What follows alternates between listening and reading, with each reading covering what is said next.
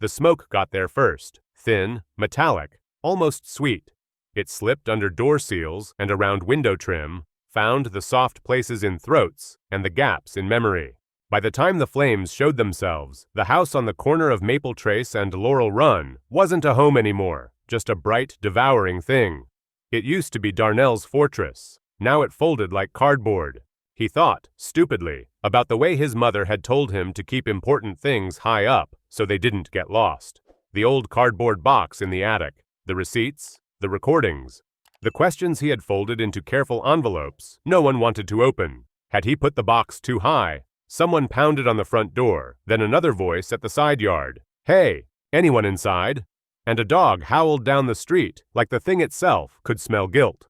He'd always liked the early mornings in Cedar Hills, Georgia. The HOA newsletter called them serene. The silence here wasn't like city silence, broken and patched with sirens and bass lines. It was a tidy kind of quiet. Grass blades cut to one unthreatening height. Trash cans with their mouths shut. The only sound, some days, was the crunch of Amazon tires and the sigh of sprinklers apologizing to the sky. He would sit with his chipped mug, take in that silky hum of a neighborhood pretending to be invincible, and think, a person could heal here. He didn't think that today. "Out the back," a stranger yelled, somewhere behind the kitchen. Darnell coughed hard, eyes burning, mind skipping the way a scratched record stutters. He grabbed his phone, keys, the cheap Saks mouthpiece he kept in the junk drawer for luck. He thought of pulling the attic ladder down, thought of that old box with his notes, and the little red USB drive he'd labeled HOA-CLARK-DEV in shaky Sharpie. Stupid. He took a step. The ceiling groaned like an old man forced to stand before he was ready. He ran. By the time he hit the lawn barefoot, the heat was on his back like hands. A neighbor was there, a tall guy in a UPS polo, holding his own breath, and he steered Darnell toward the curb, the way you'd lead someone away from a ledge. Sirens clawed at the horizon. Blue and red lights did that bad carnival thing they do to daytime. Darnell bent for air, tasting sugar and pennies. Somewhere close by, a child sobbed, then hiccuped. Somewhere else, the brittle voice. "I told you about that wiring." He looked up. Vivian Clark watched from across the street, pressed white blouse buttoned to the throat, hair set so perfect the heat might bounce off it. Her hands were clasped, knuckles pale, but the calm on her face. Lord, the calm. She could have been watching a demonstration at a garden show. Darnell caught his reflection in her sunglasses and saw himself distorted there, black face gray with soot, mouth open, looking like a man begging the sky for a reason. A small yellow bike lay sideways on the lawn next door. He knew that bike. Purple tassels on the handlebars. The bike's owner, little Ava from number 18, was the one sobbing, soot-striped, propped on a neighbor's hip. She had a singe on the hem of her pajama shorts, a fresh pink hour on one shin where the skin had blistered but not broken. The UPS guy, the one who'd banged on his door, was the same one who must have scooped Ava off her front porch. She'd been watching cartoons. Her mom had left for the gas station for 10 minutes. The world had found 10 minutes to misbehave. The fire made a sound like paper being ripped slowly. Ever notice how that can be louder than a scream? Hours earlier, the night had been plain. Darnell's life was routine-shaped. Wake at 4, brew the dollar store coffee that tasted faintly like cardboard and cloves. Listen to his show notes from the community station, WCHZ 91.7, the one broadcasting from a metal shed behind the Save-A-Lot, where his Saturday night slot, Porch Light, played old jazz and local stories. Drive a used Camry that smelled like lemon armor, all and tired ambition. Get back late. Pretend the HOA emails didn't itch. He had moved to Cedar Hills because the brochure promised care. Care, it turned out, had a board and a rule book, and a woman named Vivian who could turn a sidewalk crack into a summons. The HOA room always smelled like Costco cookies and LED light. They never offered him a chair. Maybe it was the laugh that did it, the way someone coughed parking at midnight under their breath like the words were funny. Maybe it was the way Vivian tapped a stack of violation slips with a fingernail and smiled, thin, hard, as if the paper could protect her from an earthquake. Do you know how fast contempt can shrink a room? It started small. It always did. The email about his lawn not being edged to spec. The warning about his grill visible from street. The photo of his recycling bin lid, propped open an inch, attached to a $50 fine. Then, the public part. One Monday evening, under that buzzing light, he raised his hand and asked a question no one wanted. Why are landscaping costs up 50%? What is an advisory fee to Keene Communities? Who is security consultant L. Harper, and why was he paid cash? Vivian's smile never left her face. You should be grateful, she said to the room, not to him. Standards protect property values. People benefit from order. She didn't look at him when she added, if you don't like it, perhaps Cedar Hills isn't a fit. They laughed. Not everybody. Enough. Darnell's gift had never been talking, it was listening. Hearing the click underneath the click. He worked sound at the station, loved the way a messy story could be cleaned if you knew where to scrub. When people thought he was just nodding along, he was catching the hiss under the bass, the scratch of taped-over lies. He started collecting things. He saved PDFs of budgets. He kept emails. He recorded a meeting once, then twice, then every one. Perfectly legal in Georgia. The files lived in the attic, high up, safe. Except nothing was safe now. The investigator with the white mustache and the coffee breath, Fire Marshal Benton, pulled him aside the next day after the ashes cooled. They stood under a pop-up tent while the house steamed. Boots stamped through debris. Someone rolled yellow tape. Looks like accelerant, Benton said, words flat. Rags, back door jimmied, not an accident. He said it like a weather report, as if naming a storm took some of its teeth. A neighbor brought over a folding chair and a warm bottle of water and moved like people do when they've just learned they might be the kind of person who didn't notice something they should have. I'm so sorry, Darnell, she said. Her eyes slid past his, toward Vivian's mailbox, like the wood there could answer anything. That night, the stink of smoke packed into his hair, no matter how long he showered in his cousin's apartment. He climbed into his own head and didn't like the view. Rage was heavy. It made your neck tight, your words bad. He thought of all the things he had lost. Photo albums, the old record player that smelled like warm dust and used to blow Billie Holiday soft into the kitchen, the stupid mug with "Public Radio is sexy" in chipped blue letters. He saw Ava's shin blister in his memory. His chest did that hollow windsock thing. He went back to the ruins with a headlamp and a shovel. It felt like a bad cliché. It also felt necessary. It's strange the way some things survive. The attic had crisped, but not collapsed entirely. When he got there, the box was a dark wedge, half-eaten. He nudged the top open, and one side tore away, weightless. Receipts flaked into black snow. He wanted to scream. Then his light caught a glint. Something metal at the bottom. He dug. Fingers got filthy. On the wet ash, a little melted mouse-sized thing lay like a fossil. A USB drive, bubbled and ugly. He held it in his palm, like a tooth pulled from a mouth that shouldn't have had fangs. He laughed once, soft and wrong. He had labeled it with a red Sharpie that had burned to a smear. He knew which one it was anyway. Back at his cousin's kitchen table, the cheap LED strip light humming, he set the drive on a napkin and stared. A timer started in his head, uninvited. The county commissioners were meeting Monday to consider new authorizations for Keene Communities, the same developer Vivian had name-dropped like a prayer. If he could get them to listen before the vote, before the insurance adjuster turned his loss into a spreadsheet, before Vivian polished another speech, the thought made his stomach clench and his jaw set. Tick. He went to the station. WCHZ had a back room that smelled like solder and spilled coffee, old iMac, external drive, a Tascam cassette deck that wasn't relevant but made the room feel braver. He found a tiny screwdriver, a YouTube video he had watched a year ago about USB surgery, and enough stubbornness to do an unlicensed operation on something that looked like it wanted to die. He scraped char, opened the casing, cleaned contacts with a Q-tip dipped in 91% alcohol. He popped the board into a card reader he'd ordered once for a story that never aired. The screen blinked. Nothing. He cursed softly. He closed his eyes. Listened. In his head, a bass line. In his chest, the click of a leader tape finding its groove. Try again. More scraping. He bridged two contacts with a piece of copper tape. He reseated the reader. The iMac hiccuped. A little gray drive appeared on the desktop with a name that made him laugh again. The default name of the thumb drive maker, impersonal and stupid. He double-clicked. Folders. One labeled Clark-Keen-June, another Sec Guards, LH. He moved the mouse too fast and had to pull his hand off it to stop. You ever feel your heart go cool, like ice over something you didn't know could freeze? He copied the files to the iMac, then to the cloud, then to an old phone. Then, because he had seen what people do to the truth when they are late to it, he uploaded a 39-second clip to his porch light page with a caption that read, "What? Order sounds like." He didn't sleep.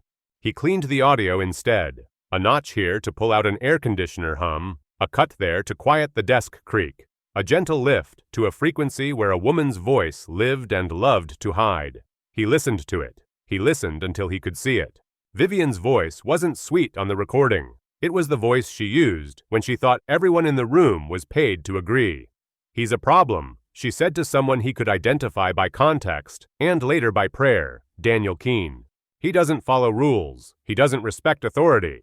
He's the kind that infects a street." A low male voice. Liam, he guessed.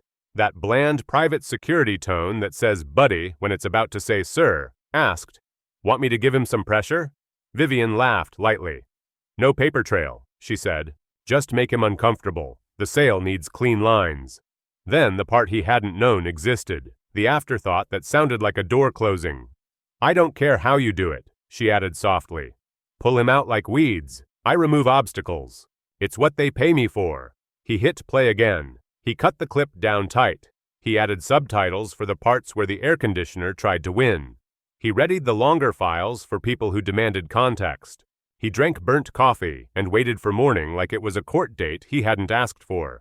By sunrise, the clip had slipped out of his hands. That's how the internet works when it wants something. Greedy, fast, sloppy. The comments were a mess and a gift. Some disbelieved their own ears. Some said, "Knew it."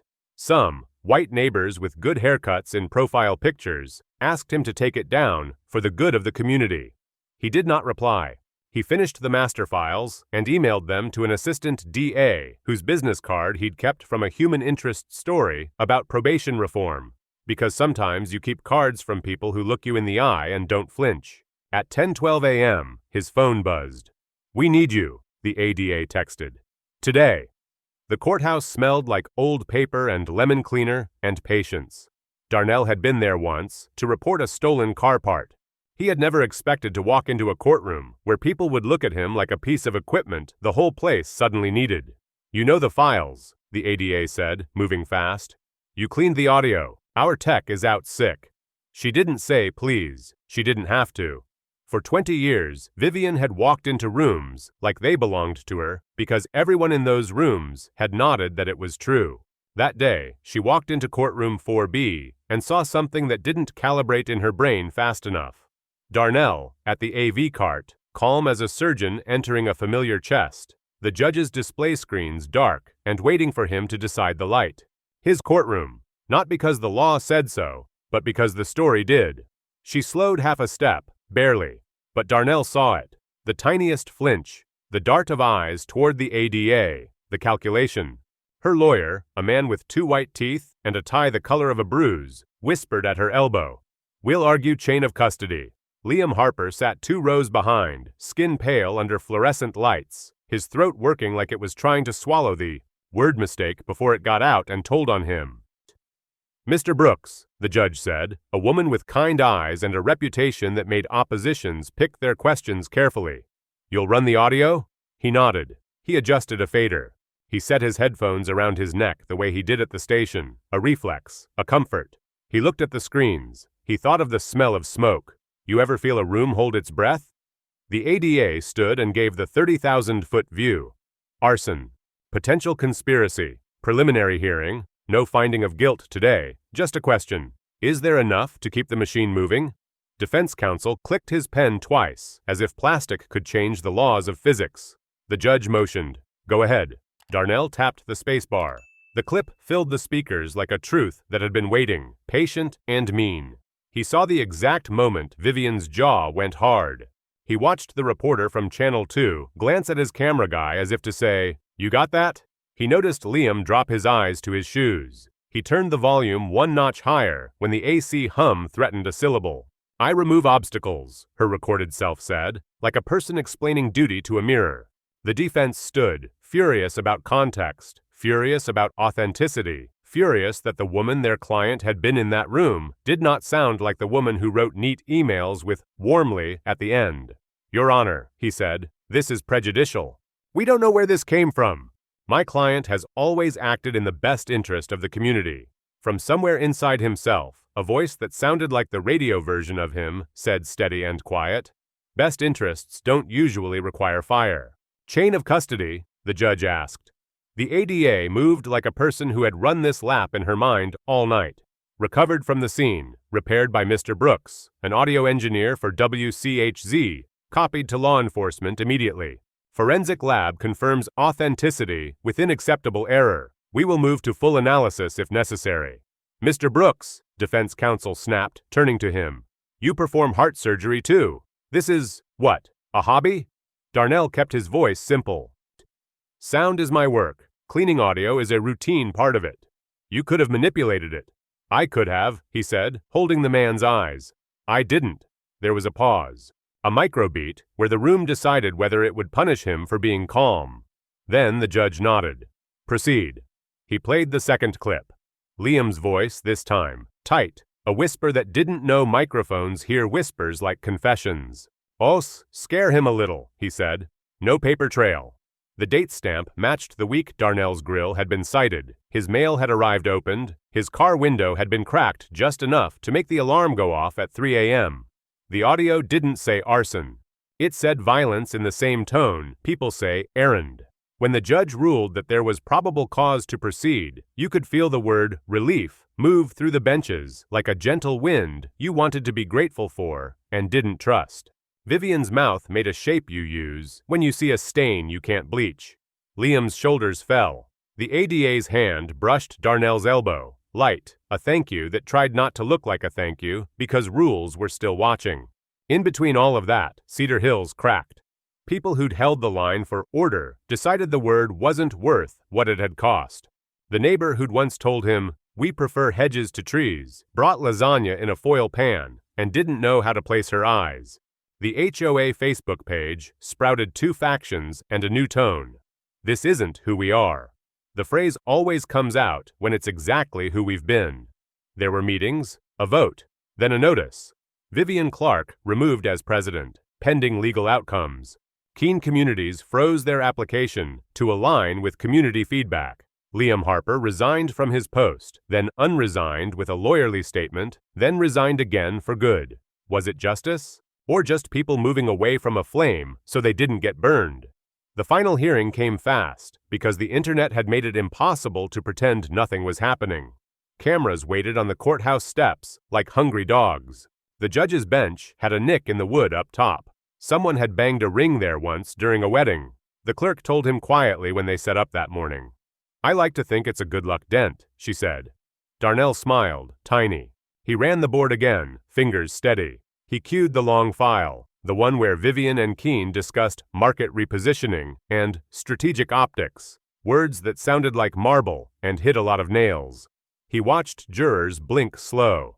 He saw one of the older men in the gallery shake his head like a house dog. At the break, in the hallway near the soda machines, a woman he'd never met stared at him like she had a question and didn't want to ask it. "We thought you were difficult," she said finally, voice small. "And now, I don't know." He didn't make it easier. "I was always the same," he said.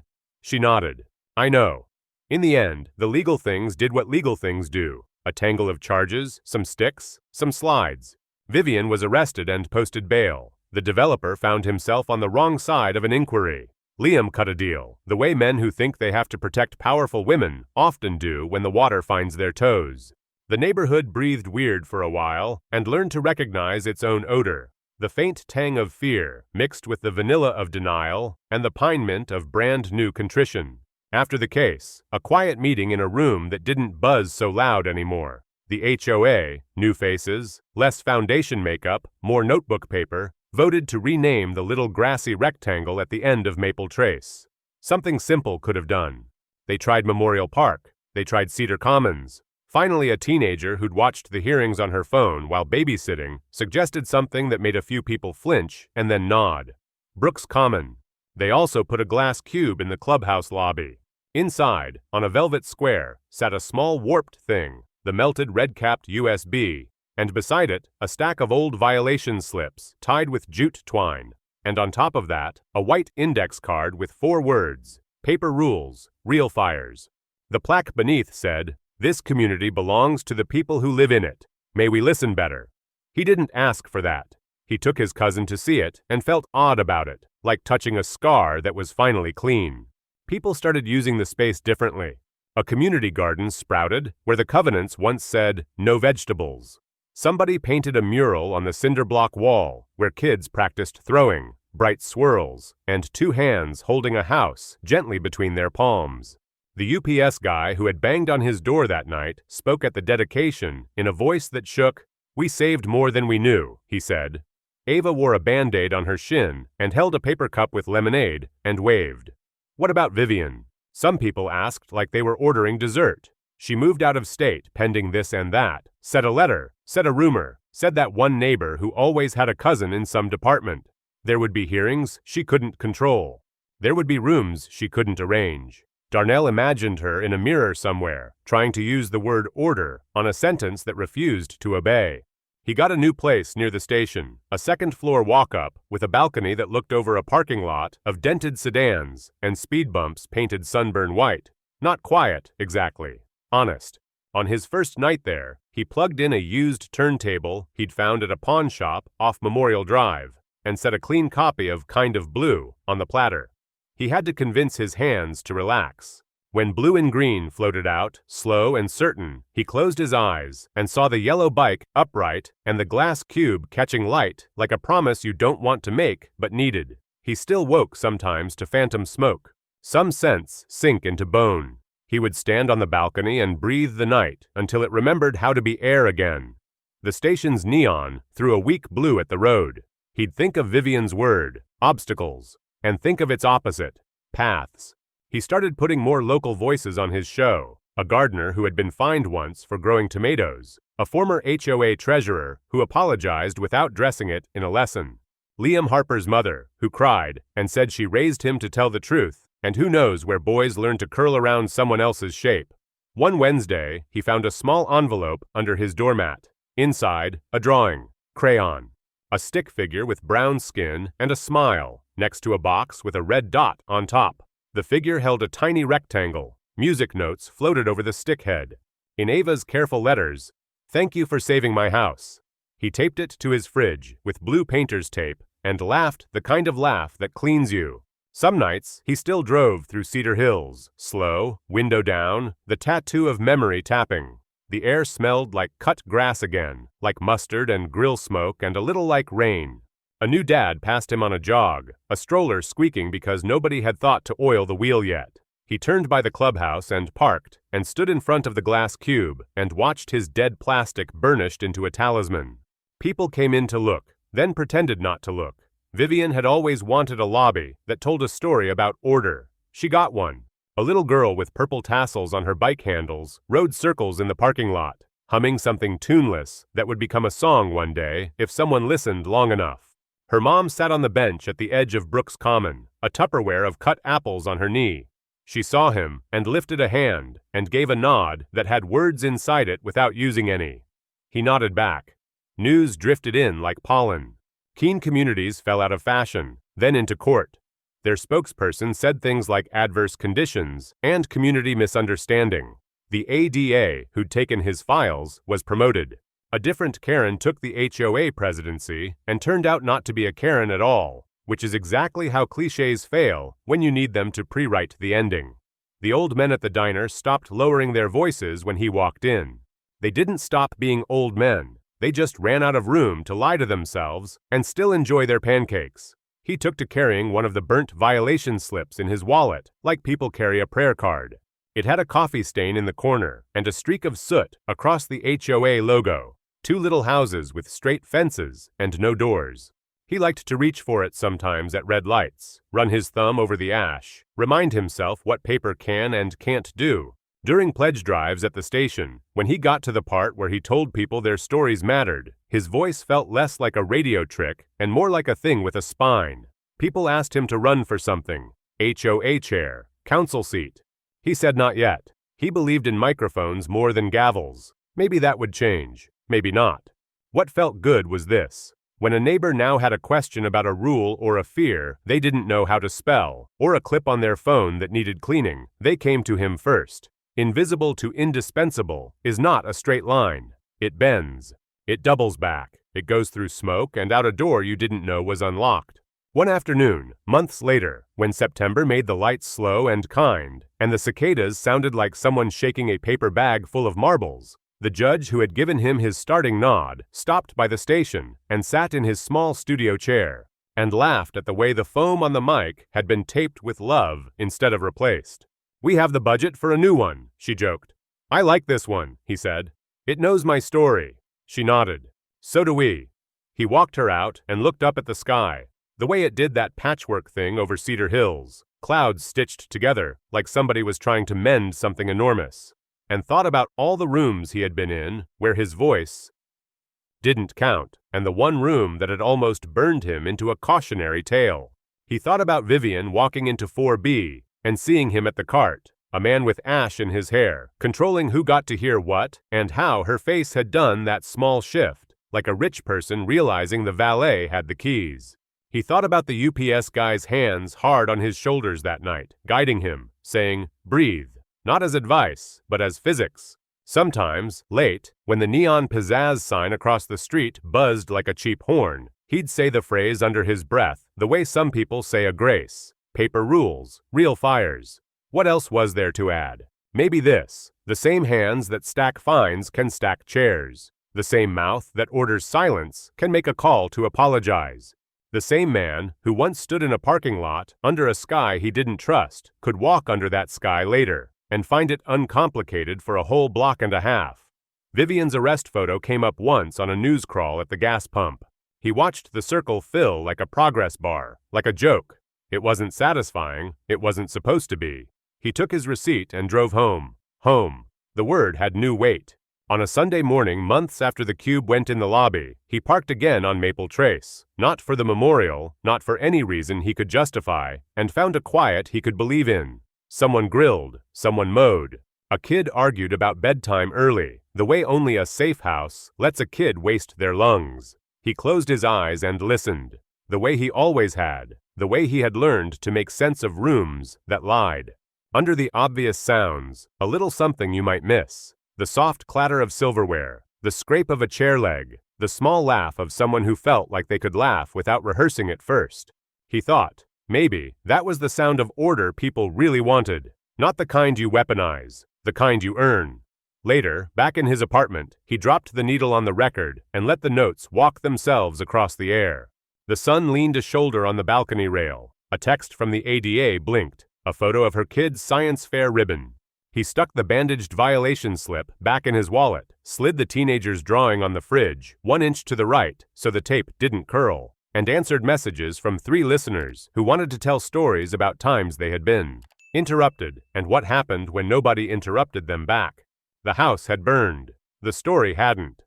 Ever notice how fast a stranger can become your neighbor? He typed on the show's page, then deleted it because he didn't need to say it again. He had said it already with clips and cables, and the one word that mattered when the world wanted to change what you heard: play. Truth is louder when you let it breathe.